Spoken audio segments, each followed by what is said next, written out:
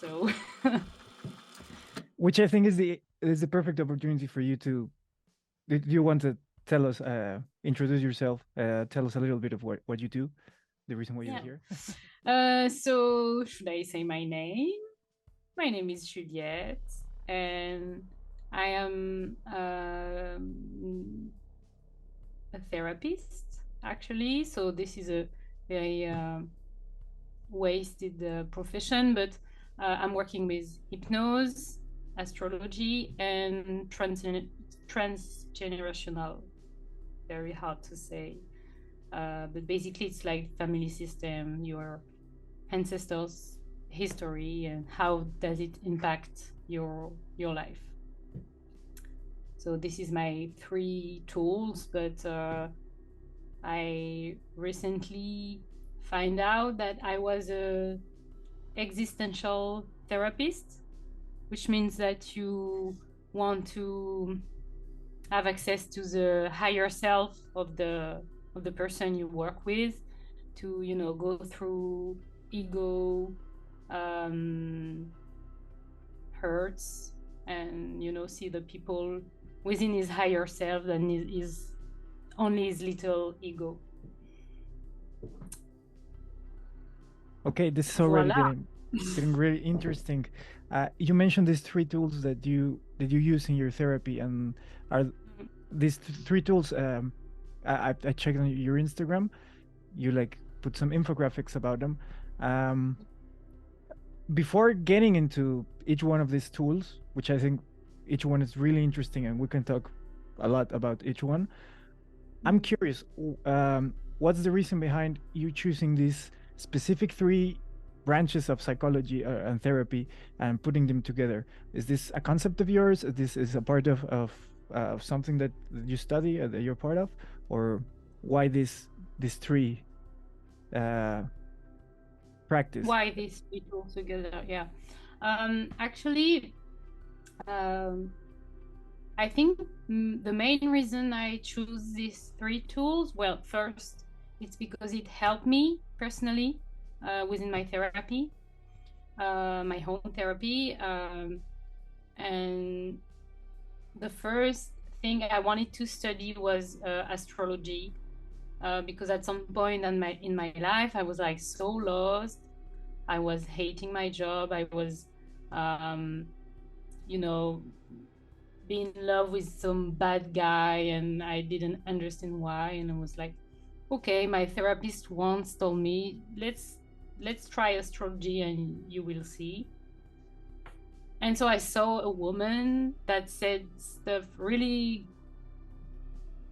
true stuff about myself that I couldn't even identify. So it was like a great experience, and I was like, whoa, this is magic. I want to learn it. So it took times before I learned it.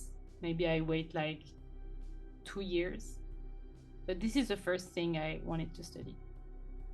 And then when I realized I wanted to become a therapist, I don't know, I just select some stuff, tools that for me appears to be very efficient and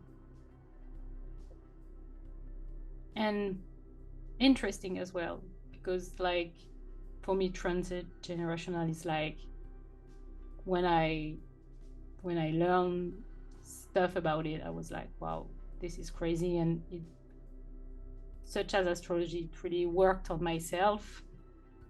um, I started to be interested by my family history, and I discovered a lot of secrets, a lot of stuff I couldn't imagine. And I was like, wow, but if this is happening to me, I think it will happen to other people and it could help them. So yeah, I don't know. It was like a feeling. So using these three tools, like hypnose, it was just like, you know, feelings. I choose with my conviction in my heart, actually. So this is not like a classical path.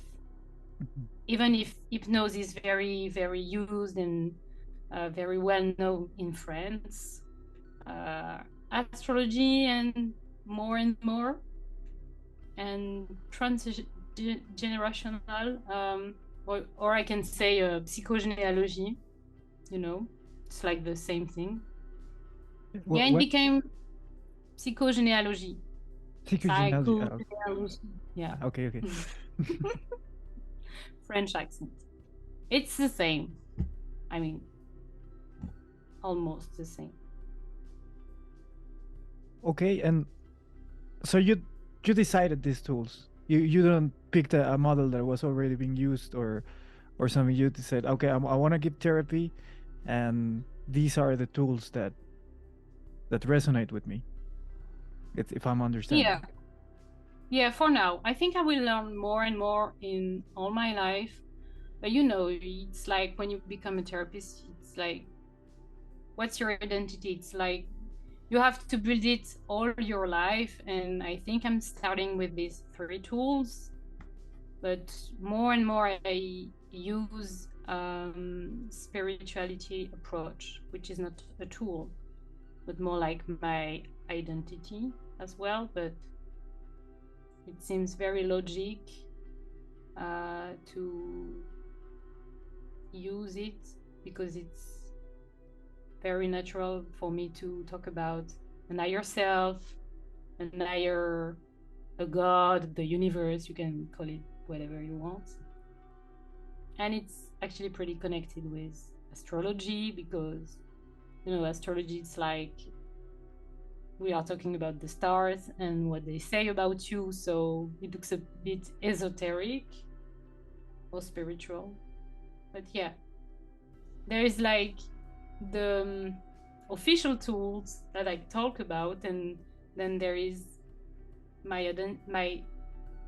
identity as a therapist, and it's more and more evolutive. You know, it's not easy to really describe it with rational stuff.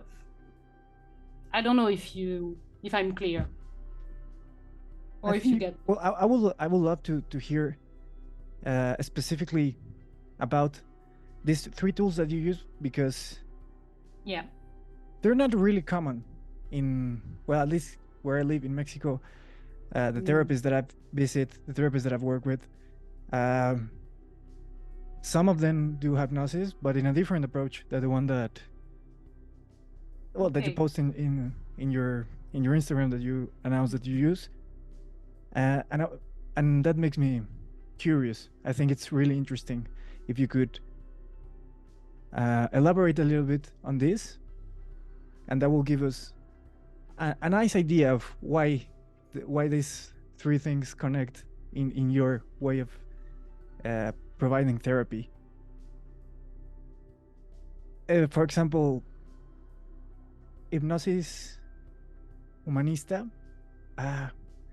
humanist hypnosis. Yeah.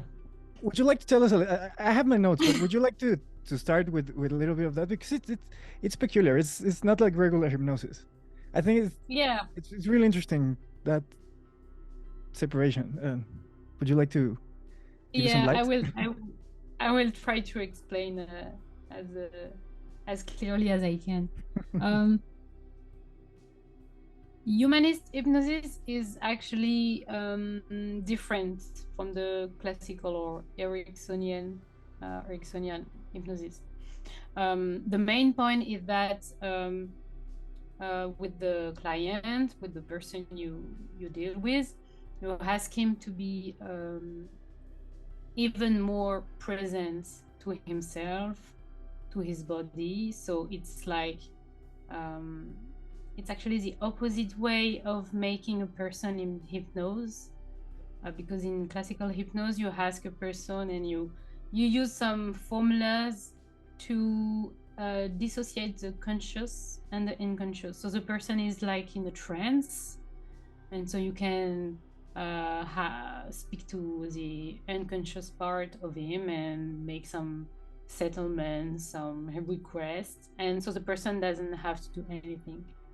And so what I'm doing with the person I deal with is actually the opposite. It's like I'm asking him to be very in his body, in his feelings, um, in the present moment, even if he's closing his eye and he's really with himself.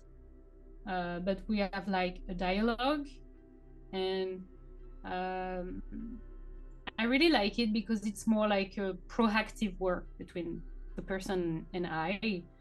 And the main advantage of this, the humanist hypnosis, I would say, is the person can like really have um, more and more conscious by himself. You know, it's like you're expanding your conscience, and it's like the you realize things by yourself. It's not another person telling you that. So for me, it's more powerful when it comes from you. Like, oh right, you know, it's actually a big change when people does that kind of, you know, that kind of noise. And this is why I use it, and also because I really think the body, it's like the body is the best, the it's a vehicle of the soul. It's like the body speaking all the time with the disease, dollars, everything. And when there is a body sensation during the session, it's already a change, because this is a more, you know, it's like, for example, I was with a client and she wanted to have how can I say that? I was with a client and she was dealing with a breakup, a hard breakup. And so she was in a hypnosis state. And when I told her about the loss of the person, her body reacts. And I really invite people to feel the dollar, you know, because it's like, okay, see how it's reflected in your body and feel it, and don't try to run away from your sensation, run away from your emotions, because when you run away from that, it's like a boomerang, you know, it's coming even more and more painful. And I really invite people to feel it and to release some emotions behind the dollar of the body, etc., etc. Sometimes other people memories came back, or images. It really depends. But yeah, for me, this is the best way to start the work, and what I'm trying, at least in the end, is that people came out with more conscious of their life, of their body, and they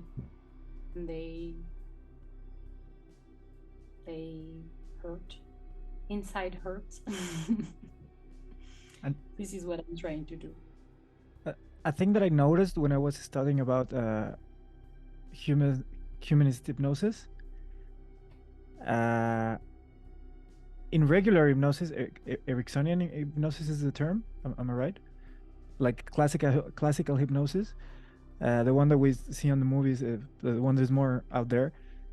Yeah. Correct me if I'm wrong. What happens during that hypnosis process is that the therapist kind of get your conscious part to sleep, to come down. Yeah, exactly. To conduct directly with your unconscious. Yeah. And correct me if I'm wrong, in humanist hypnosis, what happens is that you make your conscious part aware of your unconscious part. Exactly. Yeah. And you work from that consciousness. Yeah, exactly. It's like when you invite people to be aware of their unconscious, exactly. But behind the unconscious, there is like the bodies, the emotions, etc., etc. Because our body is like, this is a mirror of the unconscious, actually. So this is why I connect to it. But I usually use the word body and not unconscious, even if it's hypnosis. But it depends. But Body as as we are... No, continue, please. Sorry, but as we are in a society, actually, in at least in France or in Europe, maybe, for me, we are very like spirit is separated from the body. You know, it's like a thing. Like, yeah, I have a headache. Okay, I don't care. I take a med and whatever it means. People usually don't ask themselves why do they have headaches twice a month, for example. So this is why I try to connect them to, you know, their feelings and their body, because for me everything is connected. Not only for me, actually. Yeah.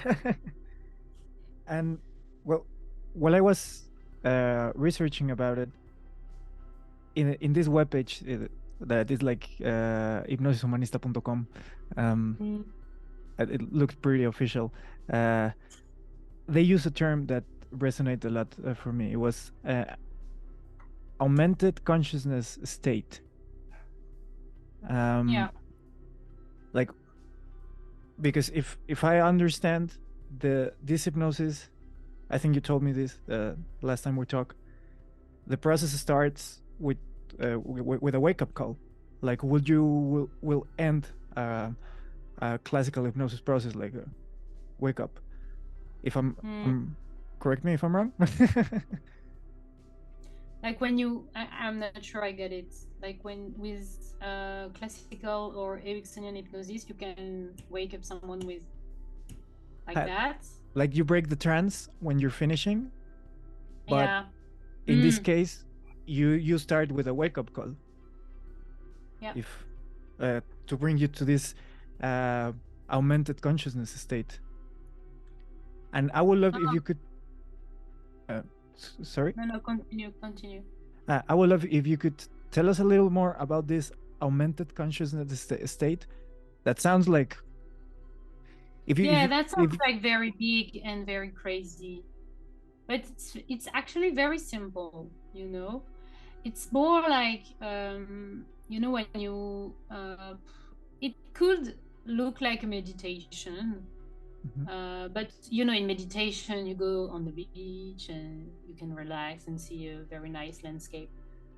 Well, it's not like that. It's more like, okay, you are I invite the people to feel the entire body, you know, to feel the breath, and to be attentive not to the mind but more in the belly, because you know when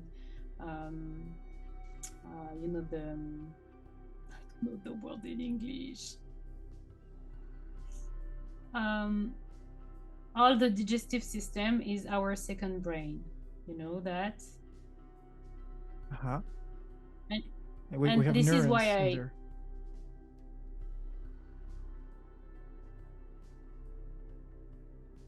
Yeah, exactly. So sometimes this is to this part, you know. When I feel that people has to go in the body, and sometimes when you want to increase consciousness, not necessarily in the body, you have techniques hypnosis, and it's like because the person has to really see herself in the room and in, you know, in his body, and then in the room, and then in the building, and then in the city, and then in the world. And it's like when you have like, I don't know, maybe an astral trip, you know. It looks like, okay, and so it increases the consciousness because we are like one person part of a big system, you know. So this is two different approach. But personally, I prefer the body approach, you know, for the reason I told you. But this is another way, you know, to increase like, it's like when you take, you know, medicines like ayahuasca and mushroom, etc. You're feeling connected to other, and you feeling that you are part of a universe, and we are all connected. You know, it looks like that, but it's different. Okay. Okay.